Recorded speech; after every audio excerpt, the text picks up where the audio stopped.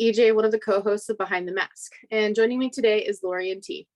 This episode is episode 36, The Masks of Perception, that Lori is about to introduce, but just a friendly reminder that anything discussed in this podcast is not to be used as a diagnosis or a replacement for conversations with your own doctors, therapists, psychologists, or other medical professionals. I just love that we start that way. What is perception?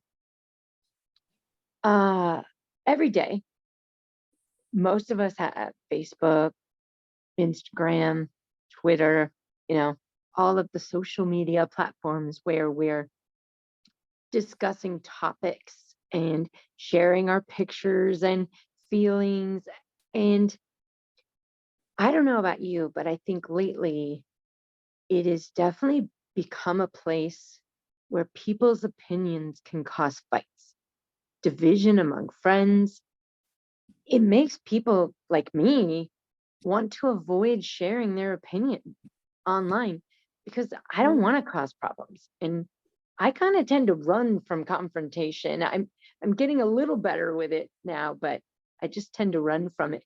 And so I think we wanted to dive in today and just kind of talk about how this happens and why this happens and what maybe we could do about it. T, what are your thoughts on this? So it's something that's been on my mind a lot lately too. So it's very disturbing to go in and see people arguing and tearing each other down, like this person is that they're talking to is some sort of evil person. It's kind of funny. It reminds me of a video I've seen recently where you have two dogs at a gate and they're just barking and lunging at each other, and all of a sudden the gate opens and they both just stop. And that's sort of what I see happen with people. Like they're so ready to be what is being termed as keyboard warriors. They're ready to attack and really tear another person down. But you put those two people in the same room and they're not likely to act the same way, right. I would hope. Although I think we're seeing a change in that even. But one of the things that I noticed in these arguments and whatnot is that oftentimes people are just talking about two different parts of one whole thing. And so oftentimes if people were to step back and talk, they would realize neither one is actually wrong. They're both describing different aspects of the same thing. And so there's that matter of perception. And so that's sort of how we built into today's episode. Yeah, I like it. So our brains okay. So what would be, let's think of something, what would be a topic that, we could be talking about something historical, we could be talking about something that we've experienced, right? We could be talking about the latest, EJ was just showing me some, uproar lately regarding, M&Ms, and I was like, this is really a thing? Like, why are we even talking about this? It's an M&M. This is and that's definitely a factor, is the importance thing that, why is this important to the people talking? And for me, a frustration is I don't mind talking about problems and working out conflicts if it's working towards a solution.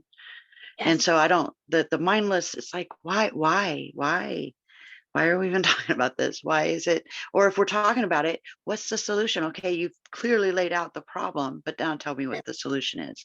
And so that's kind of one of my pet peeves, actually.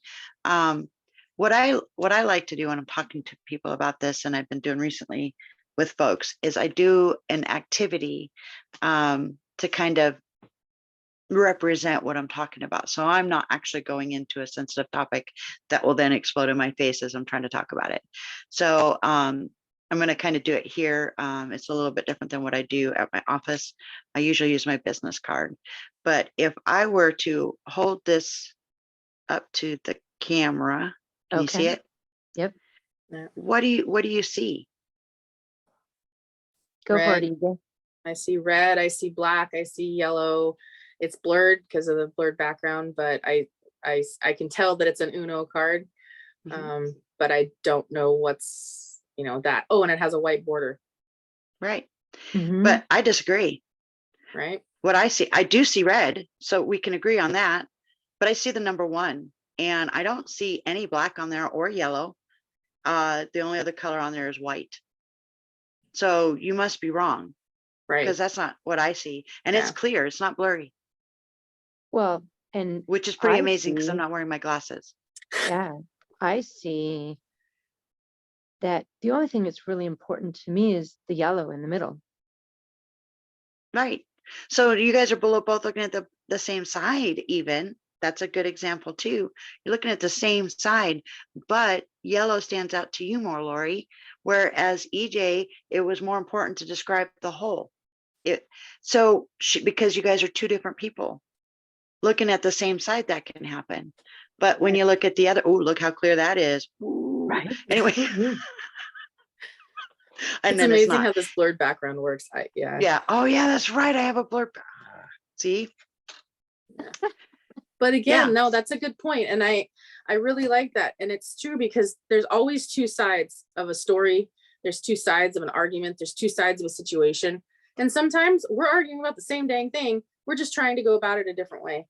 Yep. And you know, and I've even seen, and it's an old image, but it's a comic, and there's a 6 drawn on the ground in the dirt. And there's a man standing on one side that looks, and he can see it as a 6, but there's a man standing across from him that's turning and looking down, and they're fighting over whether it's a 6 or a 9. And it's Mhm. the same thing. Each of them are right, because when that number is flipped upside down, it's a 6 or a 9.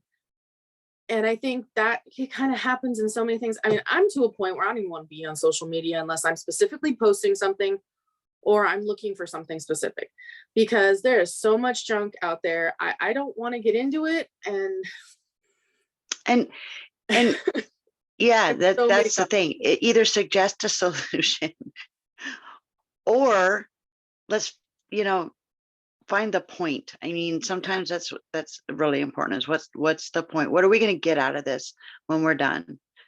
Are we just getting out of it? Oh, I won. And at what cost? Right. So I think for us, that's why this topic is so important, is because perception really does impact how we approach things. Well, and I think too, I've seen it a lot on TV shows, and I've also heard about it like in those like crime dramas and stuff, where they give somebody a lie detector and they actually pass the lie detector test because they believed in the lie for so long that suddenly it becomes reality to them, and the reality actually just kind of faded away. But in reality, they actually did do, like, killed somebody, stole something, but for so long they believed in the lie that that was the real reality to them. Mhm. And so it didn't come up on a lie detector because to them that wasn't a lie anymore. Right. And again, that's perception. That's Mhm. they're perceiving it as this is the right way, or this is what I'm doing, and this, I didn't do anything wrong. And then it turns, and it actually, they did do something wrong, but their Mhm. subconscious and their mind suppressed that to give them a better memory or a better thought or a better story for that situation. EJ, you were One of trying the to help me. things, Oh yeah. Go oh, ahead, sorry, Steve. Lori. One of the things I do with clients too is I have two different pictures, so to speak. On one pictures, if you look at it from one angle, you see a rainbow. If you move to the side and you look at it from another angle, you see a shamrock. So when I work with clients, I'm like, when you shifted positions and looked at it differently, it became something else. Right. Another activity I do is, if you look at the picture from one angle, it's a sailboat. Mhm. If you shift to the other position and look at the picture, the sailboat is still there, but now it's smaller, and there's an ocean, and there's all these things that are Right. happening under the ocean. So when you change your perspective, you can see more of what's going on. Still the same sailboat, Right. but you can see Right. more. I think EJ was trying to help me earlier. Had a favorite show that I used to watch a lot called Amsterdam, and I'm sure many people have heard of it. Mhm. I love it for so many reasons, but one of my favorite characters is the psychologist, Dr. Iggy Frome. And when we were talking about this and writing up our notes, and I really wished I could have found the scene that I wanted. But T, what I'd like, so in the episode, the doctor helps a patient who is sure that he's afraid of something. And he's afraid of this. He has every right to be afraid of it, and he sits in the office and they go through this entire process where he tells the story of what he knows to be true. He's seen it. He's got images and everything in his head. And he tells the story. And later on in the episode, and there's a couple of different things where he's talking with another doctor, and she is sure that it was her mother's fault of why her father left. But then when he goes back and he basically just tells them another version of the story, or in the young man's case, he actually did some research because it was a public thing that happened. Mhm. And he shared with the young man what actually happened. And it was different, but he said, it's not that you were wrong. He goes, this is what your brain, it filled in these gaps. Right. And based upon your past experiences, based upon your fears and all of these things, this young man was so certain that this was what he remembered. And yet, when it was viewed again through that public eye where lots of people, it wasn't that way.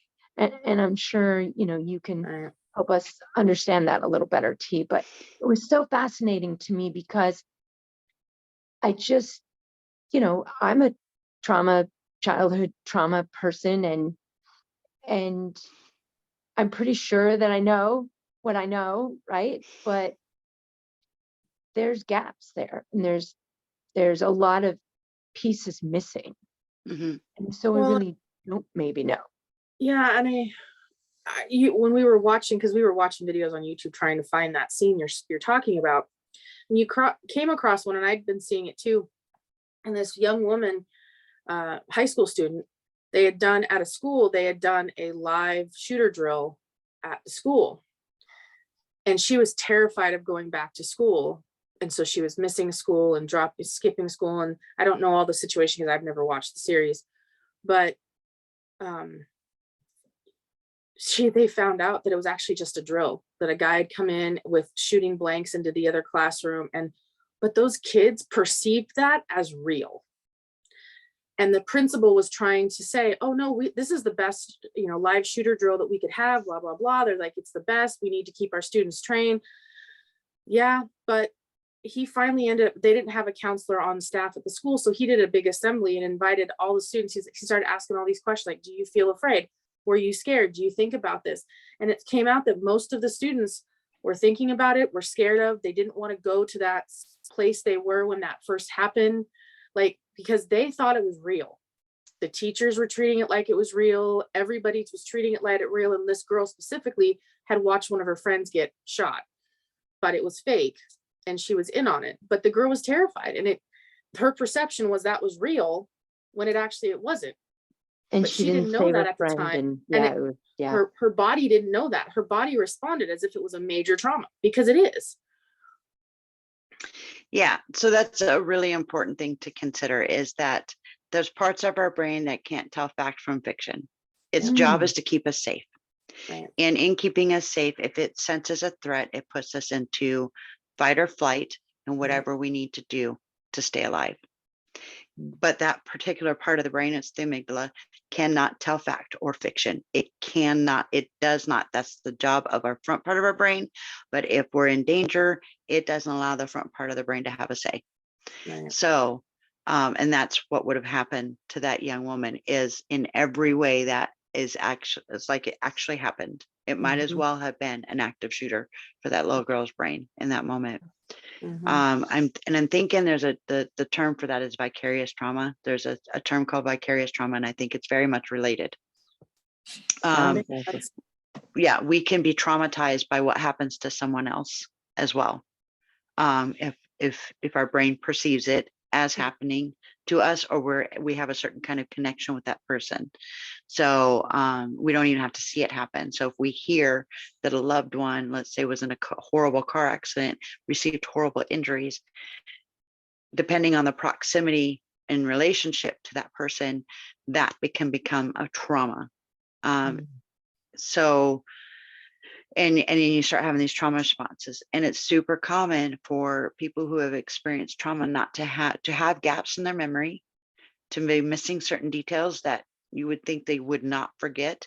And that's another way of the brain trying to protect itself, is trying to, like, okay.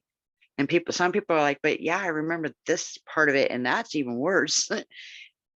The brain does what the brain does when it's under stress. And so there's not always a lot of sense or reason to it. All it's doing is trying to stay safe. Right. And Wow.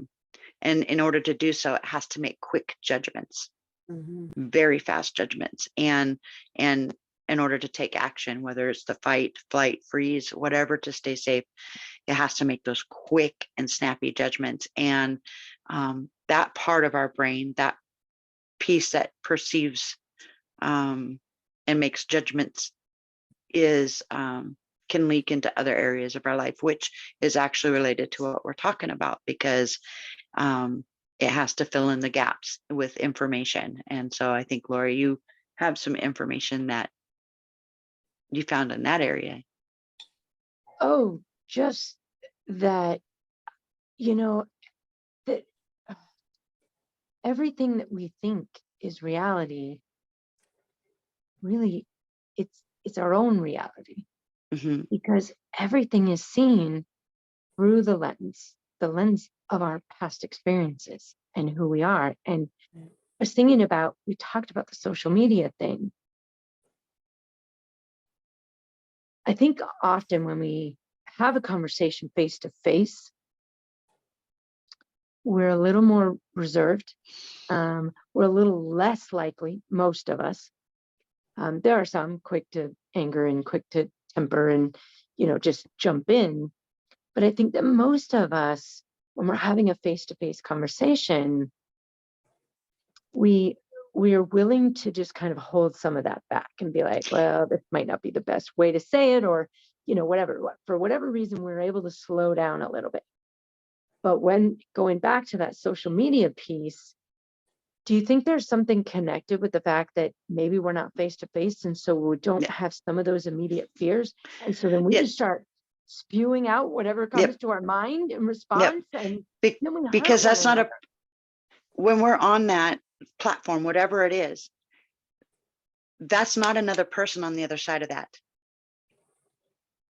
There's no face, there's no expression, there's no social cues, there's nothing to indicate that what you said could have devastated that other person. And Right. we can more easily just end up in this place of name calling and some nasty stuff, like nasty accusations about this other person you know nothing about, except for this one thing. This one Right. thing is what you're using to judge that entire person. And it's because you can't see what it is you're doing to that person in that moment. It's sad. And I think, and I've heard conversations, and it's been brought up in our church, even when, the pastor says things like, I've seen fellow, brothers and sisters at church say things that they shouldn't be saying, and talking about things they shouldn't be talking about. And he's also, remember one time there had been a discussion of, there was a couple of people from church had been arguing basically on social media, and people called them out. They're like, you guys need to take this conversation away from the public, because anything you put out on social media it's public. It means, yes, you can have a locked Facebook page and a locked Instagram where you're not, like, the whole world isn't seeing it, but there's people can still see it. And I think unless you're going to put positive vibes out there, I don't really need to, and I know I don't want to cherry pick my life. Like, I don't want to just show the good stuff, but I also want to be mindful of anybody can see this. And I don't want to put something negative out there. I don't even want to hint that I don't like X, Y, and Z, because then I'll never hear the end of it, even if it was just a random comment I made one time. And I Yeah. feel like social media is just, it's a tough animal to deal with, just in general. So that makes me think of a couple of things. The first one is that the thing to remember too, when you're on a platform, and this can include texting and messaging people face to face, you're going to imply a tone to it. And that can be influenced by how your day is going. That can be influenced by your own inner demons, your own negative thoughts, and it's filtered through that. So you may be misconstruing it. Right. And then what was the other thing I was thinking as you were talking about that? Oh, it's really important to remember, and I want to put this out here because I think we forget. What you see is not what you get on social media. If you sit there and you see someone and they post these beautiful family photos and all these adventures and activities, do not hold your own life up to these other people, because they are cherry picking what they show. Of course they are. And I would encourage that. Please share with me your beautiful family photos.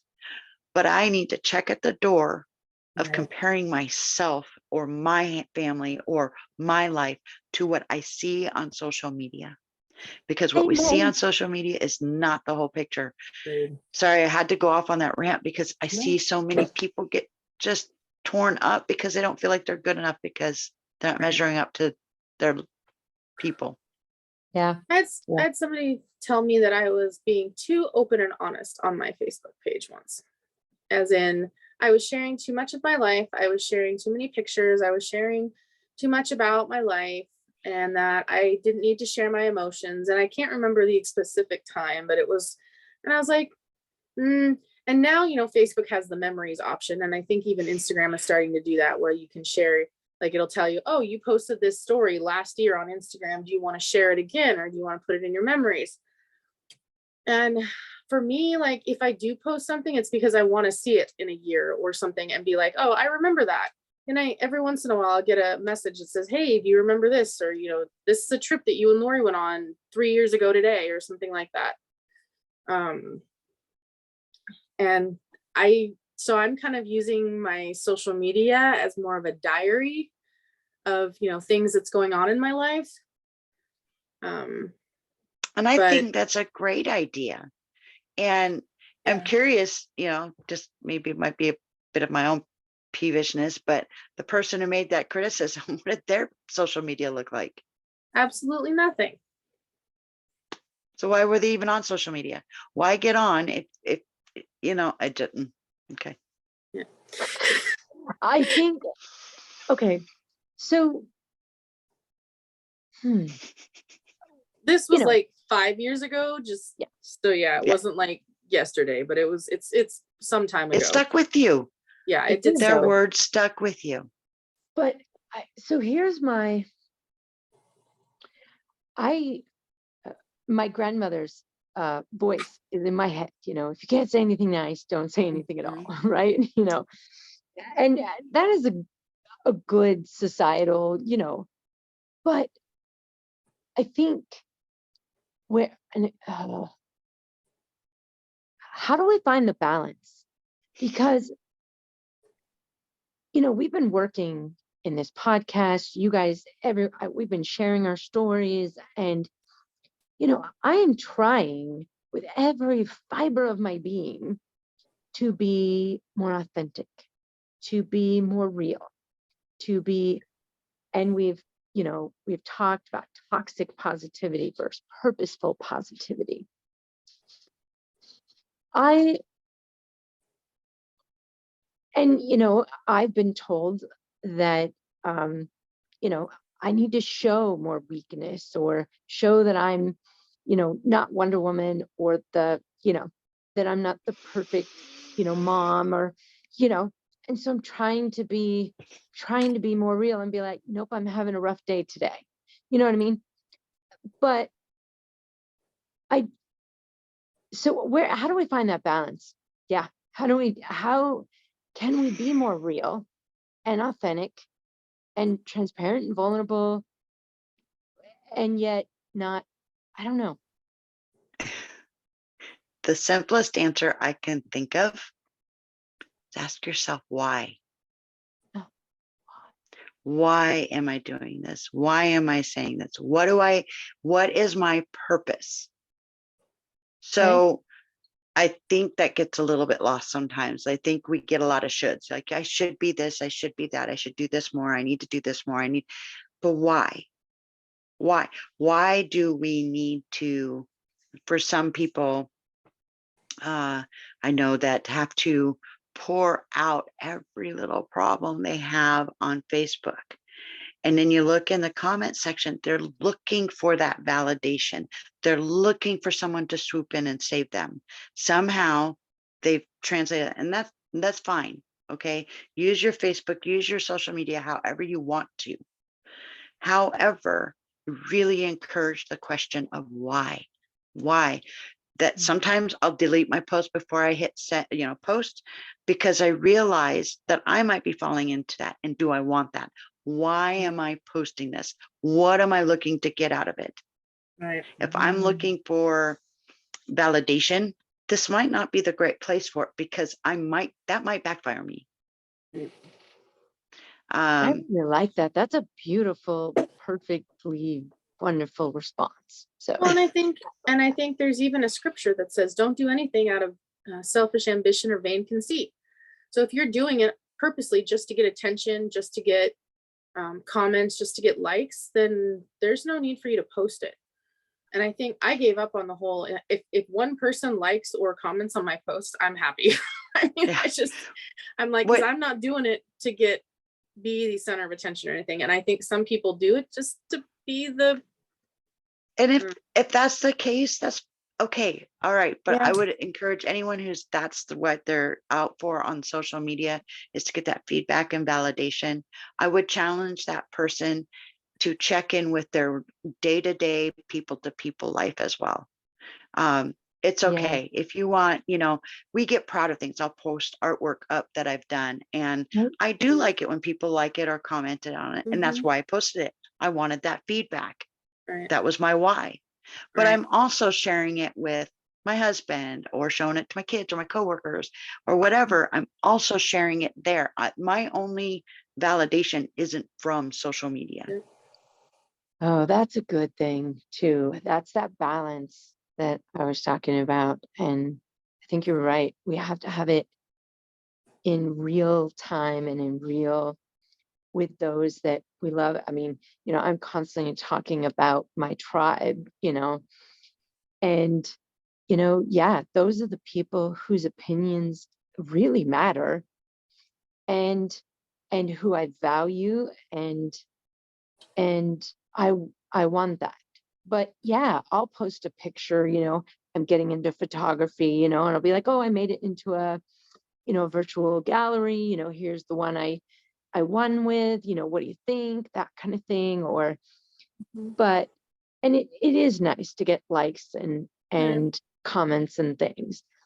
But you're right, it can't be what drives us. Right. It can't be. And when it is, I think that's when the dangers happen. And that's when it becomes unrealistic and not helpful and not healthy. Yeah. And it Well, skews our perception. yeah, Yes. exactly. Which, as we like to kind of do in our second segment, we like to do kind of how do we combat that? How's the positive that we can do to this? And like, how can we change our perspectives? How can we see that there's another side? How can we be reminded that there's a second side to things? How have you guys dealt with it in the past in your professional and personal lives? I would say one of the biggest things, and T mentioned it earlier briefly, but I do it a lot.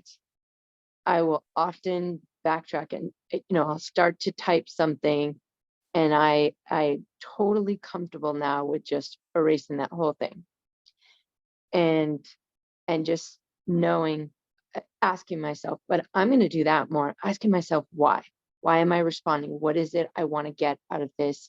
What's the purpose? What, and that, I think that really will be that right there is one of the hugest things we can do, is ask ourselves why. And,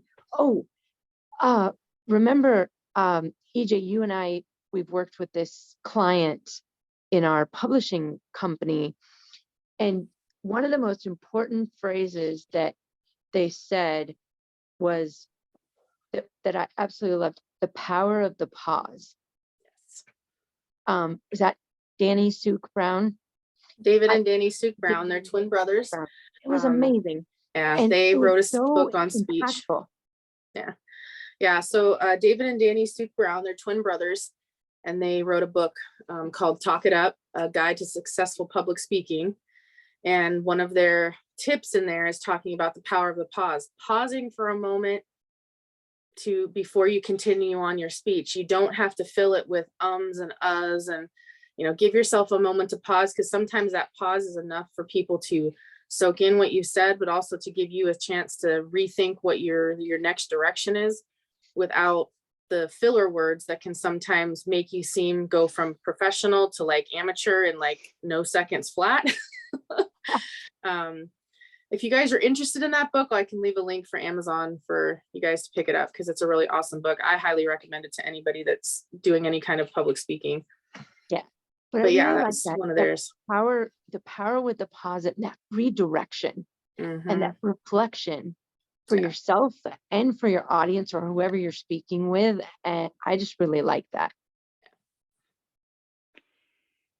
So in therapy world, we talk about being comfortable with quiet. to be able to sit still in the quiet place, because sometimes that's when the client will go a little bit deeper, is if you just sit in the silence for a minute and be comfortable with it, not get uncomfortable and start fidgeting and stuff like that. Just be comfortable with it and ready. And all of a sudden they just go deeper, and it's kind of surprising for everyone in the room, because it's like, whoa, there we go. That's what we're talking about. But and yes, sometimes occasionally I do get that kind of excited when they do it. But anyway, I think another thing is we need to know ourselves. We need to know who we are as an individual. And we need to understand that we're talking to another person that we likely know very little about. Most of the most horrible things I've seen said in comment sections or in these arguments, they don't even know each other. Like, they literally don't know each other. And then how much value we put into that topic, being aware of how much value we put into it and what we want out of it. Again, that why. What do we want out of this? What are we hoping to get in taking this stance right now? Yeah. Is this a situation where my stance is actually going to make any difference at all? There's a lot of times, like, I'll delete a post, but there's times I'll delete a comment too, because it's on like a YouTube channel and something will be said in the video. I'm more likely to comment on that. But if I see an argument, the other day I saw an argument, I'm not going to go into it because it just ticked me off. Someone said something, and I'm like, how dare they? And I started typing, and then I went, am I going to change this person's mind? I don't even know, because I don't know them. And likely, as angry as I was about it, I probably I would have made it worse, because I was angry and it wasn't coming from a place of meeting in the middle. I love that you said that, because I was thinking, yeah, knowing another perspective exists, that can dampen our animosity so that we can see solutions. And you hit upon that earlier when we were talking about the why, and we were talking about some of the other things. I think it's important when we're responding, are we adding to in a good way to the conversation? Is there purpose with what we're saying? Or is it full of animosity and anxiety and angst? Or do you Because I just think, want to own the other person? yeah, right. And sometimes, don't you think, I mean, we can all become obsessed with being right. We want to be right. We want to be the smartest person in the room. We want to be, we want to be right. And I know we Americans have a definite reputation for being very competitive and I'm definitely, I like to win. I definitely like to win. Oh yeah, But I know. I think my partner there today had a really rough time playing cards with me. It's still stinging. Like it was, yeah, it was, but there again, it's like, yeah, there's a few times I want to throw my cards across the room, but again, what T said about the why are we playing cards? Is it to win? No. Is it to hang out and have time with your friend? Yes. And I think, that's why, when people get that, and so we always comment that we're playing a friendly game. And so we try to make it fair. Just at some point in the game, she just went way from fair to, like, I think she had every run and every version of a canasta you could have. And I was like, And and I then she had like gets no all cards down. hoot and hollering about it. And I'm like, actually, what? Like, how can that even be? As I've grown older and I am more mature with that, I actually don't do too much of the hooting and hollering. Most of the time I just sit back and try to be quiet. And next thing you know, they're like, yeah, I try to be a little more quiet about it. I don't celebrate it too much anymore, except inside. Unlike Okay, Farkle. there's two sides to that conversation. So we're going to leave that for another time. Like I said, my partner's still stinging over there. That was a little sting. We only played 3 of the 4 rounds because there's no way I can catch up. No way. What but was yeah, it my son said, when she's trying to lose and you realize it, then you can throw the cards at her. Yeah. And I think that kind of happens in our life a lot. We come upon a conversation and it's like, okay, you insert yourself in here. Are you ready to handle the outcome and the consequences of the conversation? Yes. And you kind of have to ask yourself that, is this really a battle I want to fight? And I know we say it at church a lot, it's better to be righteous than right. Because sometimes it's better to admit defeat or just say, I'll agree to disagree, than it is to have that deep discussion that could cause a rift in a friendship, cause 2 friends, 2 family members to just never speak again. And it happens all the time and it's sad. But sometimes people's ego get in the way and the reasoning, their why for doing that. It's tough. I know many of friends who've lost family members because of a conversation. Mm-hmm. There was an incident, this is a few years ago, where there was a comment on a family member's post. And I was pretty offended for my family member on her behalf because of the way this person approached it.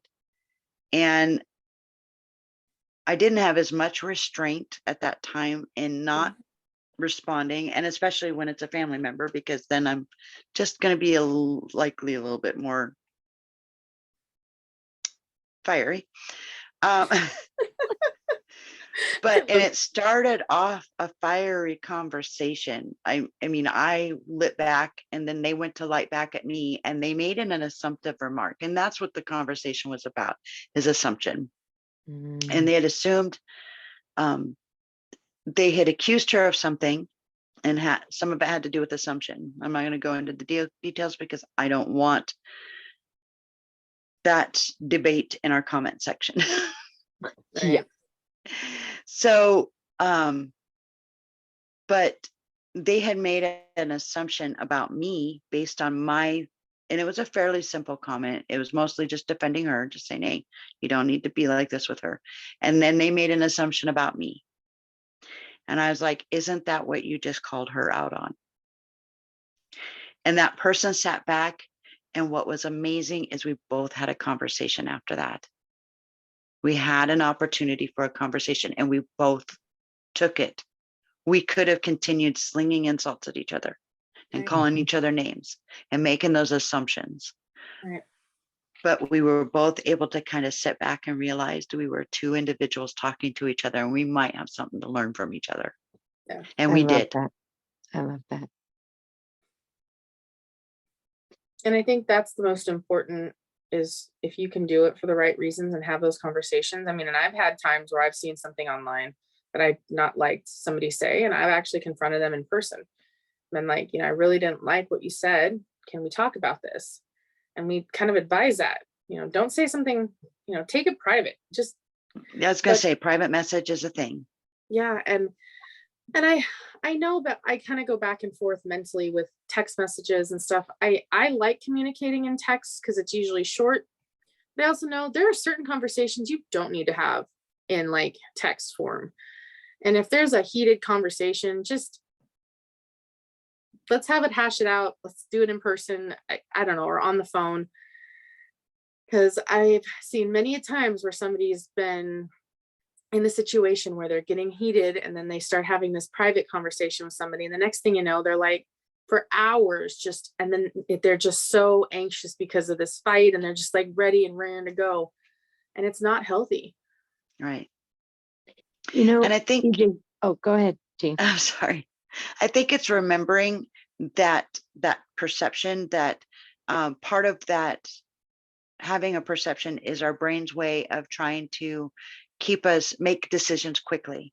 Yeah. And it's not just, I'm experiencing it, but so is the other person. And so we might be filling in gaps Right. and making us assumptions in that. Because of that, that's part of the way our brain functions, is to make quick assumptions and to be able to act on those quickly. Just be aware that that's happening, and we might be missing something. Yeah, I was just thinking that I don't mind the word righteous. It's, a good word. But I understand in that phrase we're trying to use two R words, but my favorite word for that situation in any of these situations is grace. And I when love we the word can grace. engage in grace and mercy, those are powerful, and they can change our perceptions and our Mhm. thoughts if And the we let them, perception of others. and the perception of others. And so grace is my favorite word in these types of situations. So when I do get heated and passionate or competitive or whatever it is I'm feeling in the moment, I try really against every bone in my body sometimes to be, how can I view this with grace? How can I view this with forgiveness? How can I view this with mercy? Because I don't want to view it with anger and anxiety and my own perceptions. And so I'm really glad that we decided to get behind the masks of perceptions today. And I feel like it's been a really healthy conversation.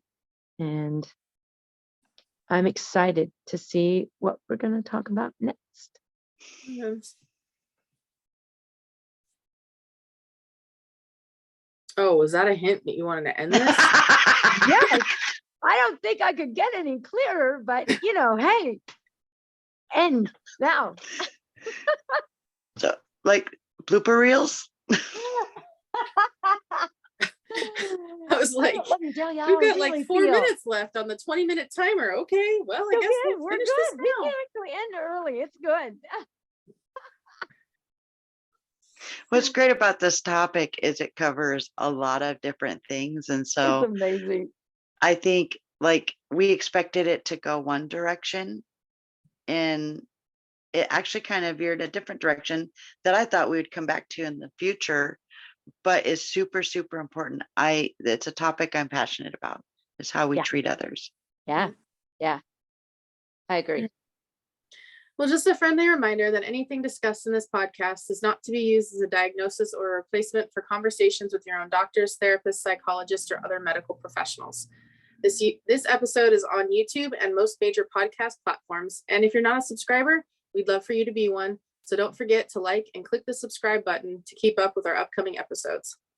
We're on Facebook, Twitter, and Instagram as Behind the Mask PC. You can also email feedback or future episode ideas to us at behindthemaskpc@gmail.com. Links to myself, EJ, Lori, and T will be in our description box. And on behalf of the ladies and myself, thanks for listening, and we'll talk to you next time. Bye. Bye.